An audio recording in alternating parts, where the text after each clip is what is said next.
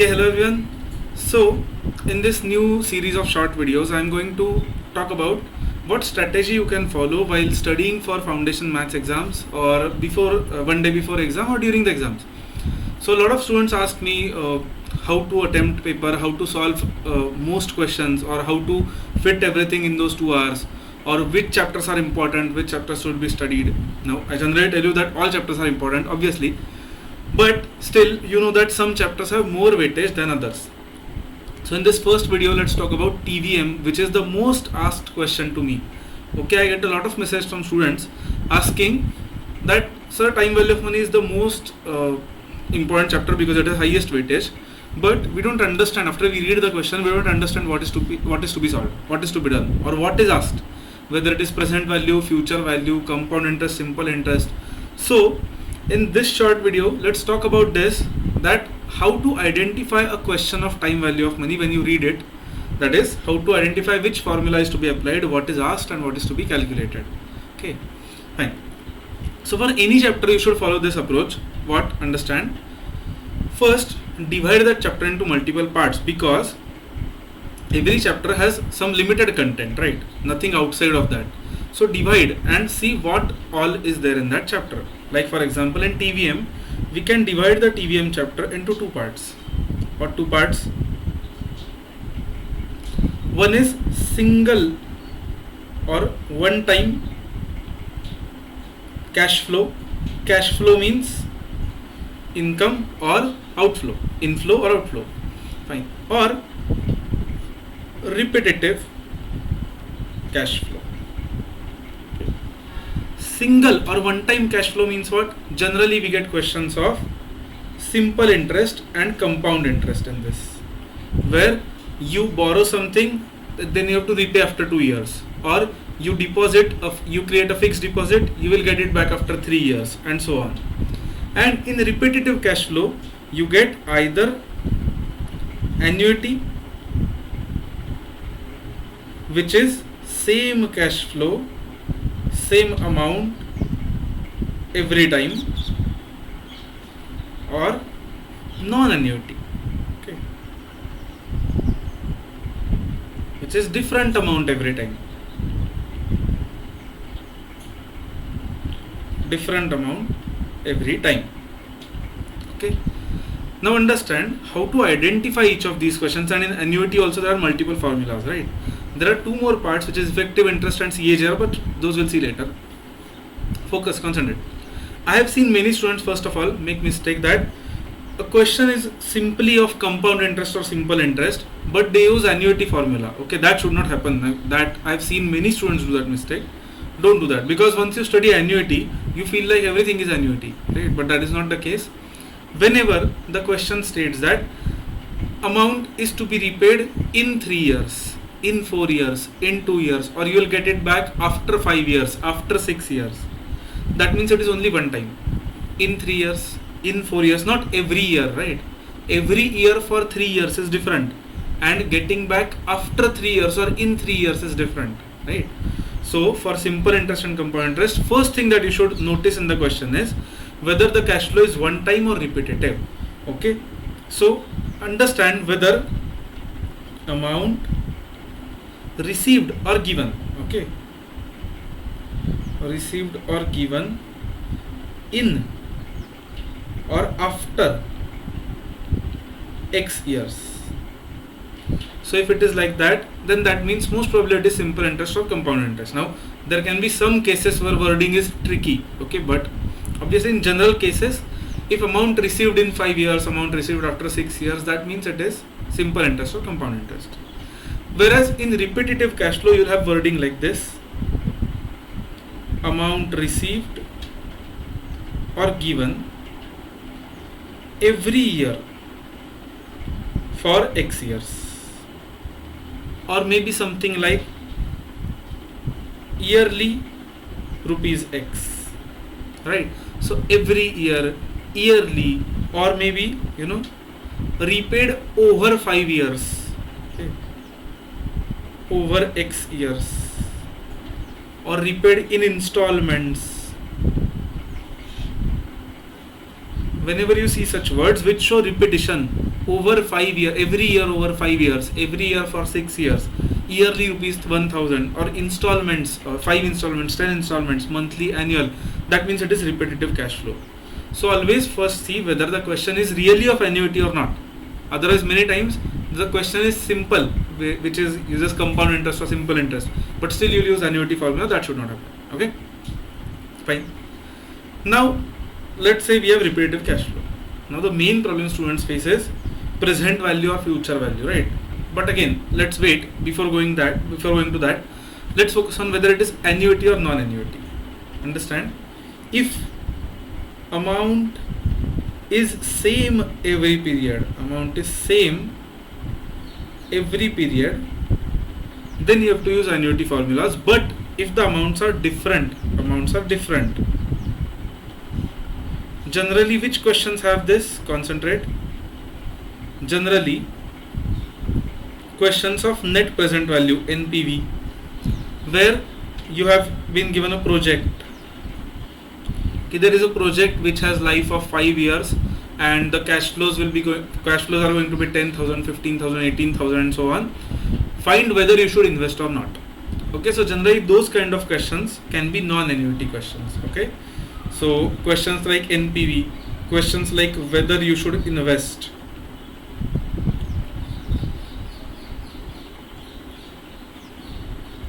Okay, generally these kind of questions can be non-annuity questions, where you have to focus whether every year cash flow is different. If every year amounts are different, then you cannot use annuity formulas. You have to calculate it one by one. For each amount you have to calculate present value or future value separately. Okay, fine. Annuity means amount is same every period. Now that nearly everyone understands that. Okay, most of the students I've seen, they understand annuity when they see it, right? Opposite is not true. Sometimes you see compound interest and you feel it is annuity. But generally when you see annuity, you understand, okay, this is going to be every year 5,000 rupees, 10,000 rupees. The main problem in annuity is how to identify whether it is annuity regular or annuity due, and whether it is present value or future value. Okay, so let's focus on that properly. Let's focus only on annuity now. Okay. In annuity, sometimes we might be asked present value, sometimes we might be asked future value. When? Now think logically. This for annuity. Let's say you take a loan. Okay, you have taken a loan today. So you want to buy a house, you have taken a loan. So you will repay it every year. You have taken that loan today to purchase something. You are repaying it every year. Let's say you have taken loan of 10 lakhs. You are repaying 1 lakhs every year. That means that loan's value will keep on reducing. At the end of the period, loan's value will be 0, right? Value means repayable amount will be 0. So logically, in case of loan, will future value be relevant to you? Okay, will you want future value of loan? No, because in the future, loan is going to be 0, right? So ideally, logically, in case of loan, it is generally always present value. Loan related questions. Because for loan, you don't want to do anything in future. In future, loan is going to be 0, right? So generally, now this is obviously general. If the question specifically says that find future value of loan, then you have to find future value of loan. But generally, loan will not have, loan question will not come in future value, right? Fine.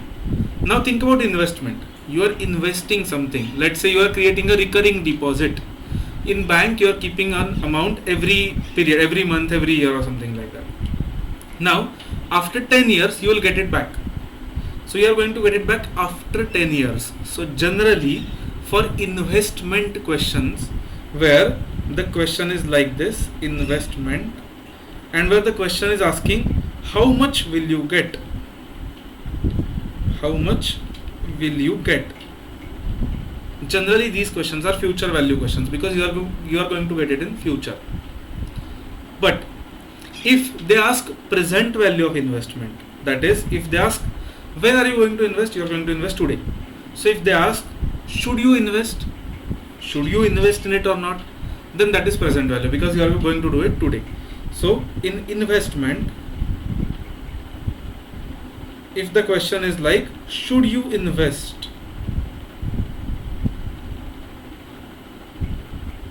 then that means most probably it is question of present value, because they are asking you should you invest the amount today or not. Okay, so understand this distinction properly.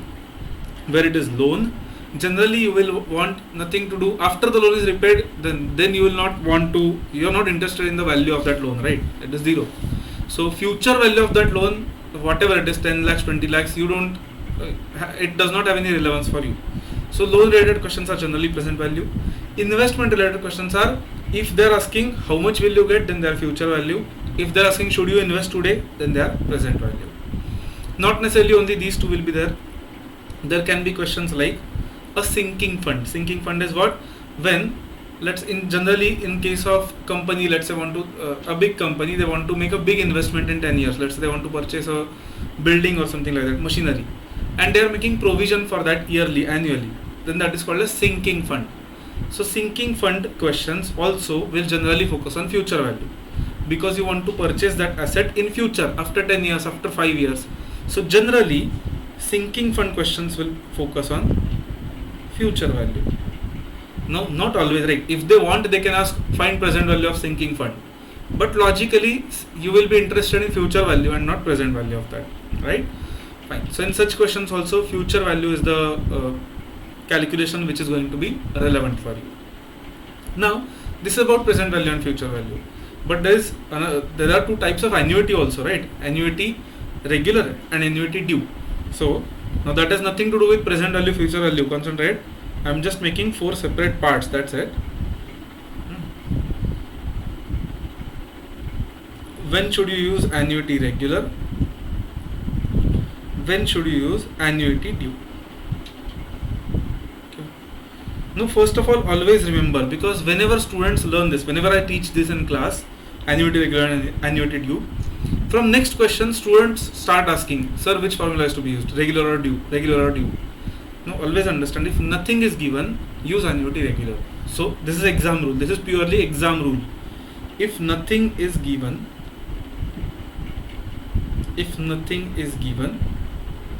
annuity regular. Regular means what? First payment is at the end of the period.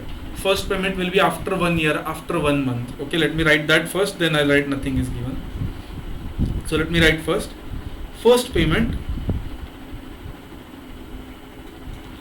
at the end of the period. And in annuity due, what will happen? First payment today. Today means immediately. That is why it is also called as annuity immediate, right? First payment today. Today is at the beginning of the period. So I generally call it today. Fine. So if nothing is given, use annuity regular. That is simple. Okay. But now how to identify whether it is annuity regular or due? First of all, obviously, if they tell you start repaying or start investing from today. Okay, if they tell you like that in question directly, how much should you start investing yearly from today? Okay, how much should you pay or receive monthly or annually? Okay, let's say annually from today. Then that is obviously annuity due, because today is today. So first amount will be today, then in next year, then in next year, then in year next to that, and so on. Here the wording will be like, how much should you pay or receive annually? That's it. They will not say end of the year. It is assumed. If nothing is given, assume that it is annuity regular. Just one more thing. Now think logically. Okay. Again, similar question. If you are taking a loan, let's say you take a loan today from bank to purchase a bike. Tell me, will you immediately pay the installment to the bank? You will not do this, right? That you take a loan from bank and immediately you give first installment to the bank. Then bank will say, I'll deduct that installment and give you the balance loan only, right?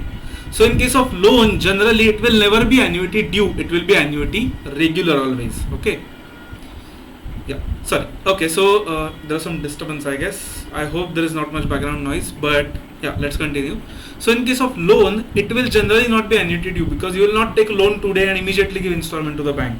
So in case of loans, it will generally be annuity regular. But in case of investment, let's say you want to start a recurring deposit with a bank. Simple example of investment. Let's say you want to start a recurring deposit with the bank. So you decide that I want to deposit 10,000 rupees every year. Now you will not start it from next year, right? You will start it from today. So generally investments will be like this, annuity due. But not always, not always. So only if given in question. Only if given in question. Now logically investment will start from today, okay, or maybe in 2-3 days, not at the end of the year. But from exam point of view, only if given in question, then assume it as annuity due, otherwise don't assume it as annuity due. Okay, so I hope this part was clear to everyone. When we say that there are repetitive cash flows, when we say that there are one-time cash flows, when is it annuity, when is it non-annuity, when is it PV, when is it FV, and when is it regular, and when is it due. Okay, I'll share this PDF also. Just 2 more things and then we'll stop. Next one concept in our syllabus is perpetuity, right? Perpetuity or growing perpetuity. Now generally perpetuity is, it is a good concept theoretically because the money, when you invest at that rate, the money will keep on giving you the returns perpetually, forever, right? But practically, perpetuity formula cannot be applied exactly because interest rates keep on changing, right? The needs of the investor keep on changing. Not necessarily I am receiving 1,000 rupees every month that has value today. After 10 years, who knows, 1,000 rupees will have how much value, right? So perpetuity or growing perpetuity will be used in very limited situations, generally in questions like prize fund. Okay, so whenever you see prize fund, okay, whenever you see scholarship, so generally in questions like this, perpetuity or growing perpetuity will be used because it has very limited applications.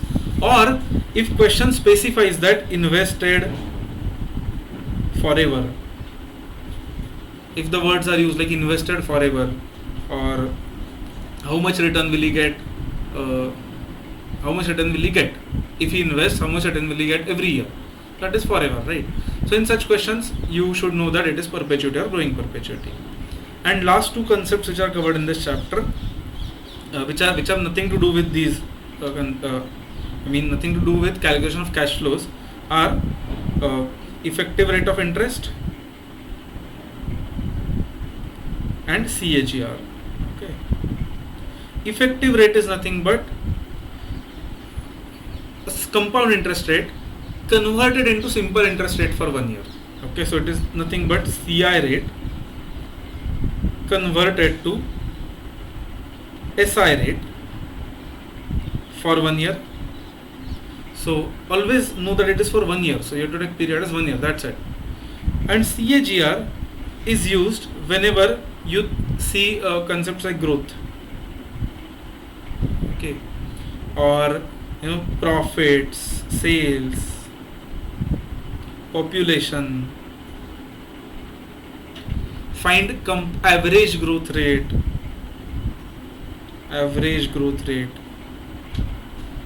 compounded growth rate. So whenever you see such wording, you should know that you have to use CAGR. This is a concept that many students ignore, but don't do that. It is a very simple concept. It will not take more than 10 minutes to learn, but it can give you 1 mark in exam if it comes, right? Know that. Just 1-2 things before we stop. Know that TBM carries nearly 12 to 16 marks in exam. Okay, so it is a very important chapter, very, very important, because it is not too difficult also. Questions are really manageable. They can easily give you 12 to 16 marks, which is, so most of the part of maths is covered by TBM only, right? So especially those who are weaker in difficult chapters like probability, permutation, combination, you can focus more on TBM to score good, because combination of TBM, statistics and logical reasoning can still give you good marks. Okay, I will not recommend. I tell everyone to study everything. Okay, but obviously if you are aiming for 80 plus, 90 plus, that is what you should do, right? You should cover everything. But in case you feel that no, I cannot do permutation, or I have not understood a certain chapter, then you should follow a particular strategy. I'll talk about this in next videos also, but I hope this TVM part was clear to everyone. Okay, fine. So it is Diwali, so there are firecrackers outside, so there might be some background noise. background noise. But yeah, I hope it is clear. Let's stop for today. We'll meet in the next video. Okay, bye everyone. Let me know in comments what you want or any tips that you would like me to tell you. I'll tell you those. Okay, bye everyone.